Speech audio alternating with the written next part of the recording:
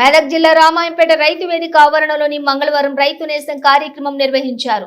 Professor Jayashankar sir వ్యవసాయ విశ్వవిద్యాలయం నుండి వ్యవసాయ శాస్త్రవేత్తలు రైతులకు నేరుగా అధిక సాంద్రత పద్ధతిలో పత్తి పంటపై అవగాహన కల్పించారు.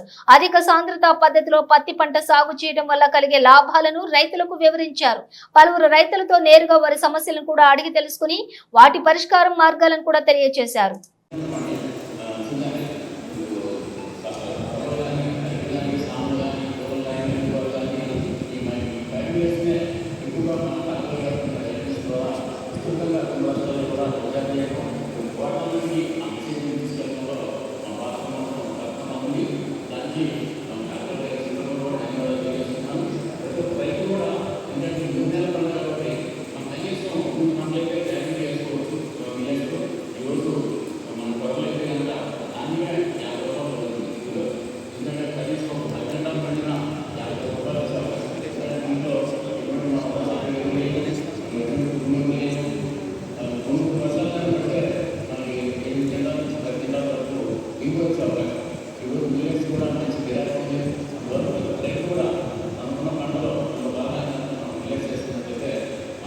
ఎరువులు అవసరం ఉంటాయి.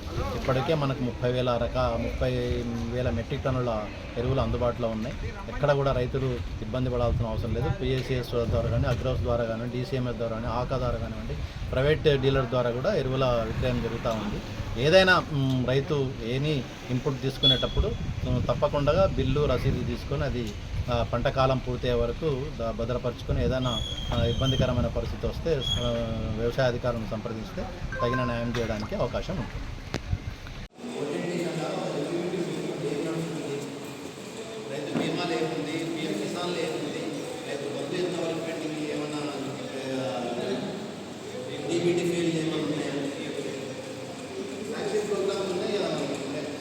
రైతు భరోసా వస్తుంది.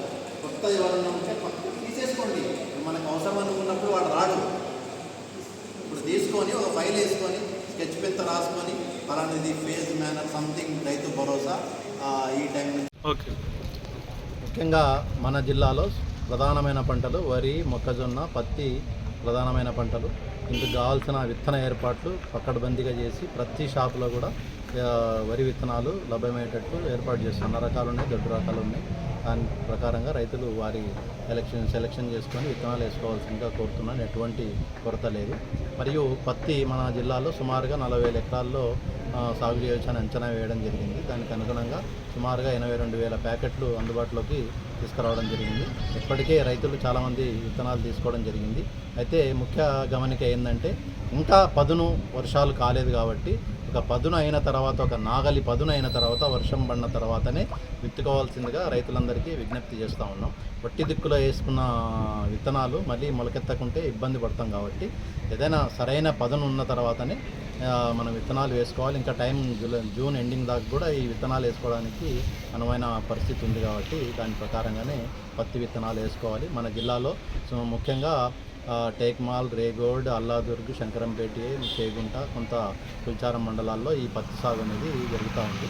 కాబట్టి దయచేసి రైతు సోదరులందరూ ఒక్క బ్రాండ్ మీదనే ఆధారపడకుండా అన్ని బీటీ టెక్నాలజీ అంతా ఒకటే రకమైన టెక్నాలజీ మన యాజమాన్య పద్ధతుల ద్వారానే అధిక దిగుబడి రావడానికి ఆస్కారం ఉంది. కాబట్టి ఎటువంటి పత్తి ఇది రకమైన ఈ బ్రాండెడ్ ప్రిఫర్డ్ వెరైటీస్ అనేది ఏం లేదు. కాబట్టి మంచి మీకు తెలిసిన కంపెనీ ఉన్న పరిచయం ఉన్న రకాలను వేసుకొని సాగు చేయవలసిందిగా కోరుతూ ఉన్నాము.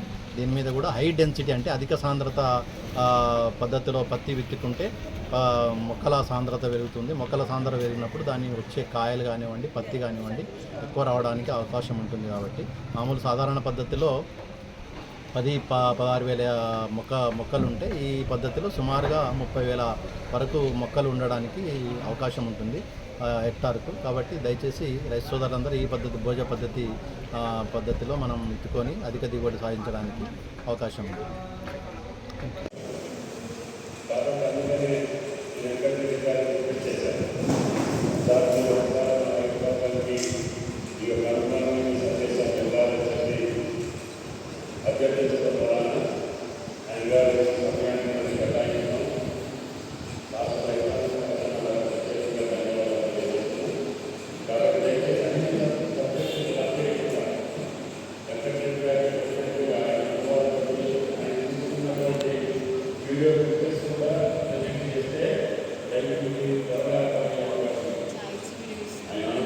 తాగుతలేదు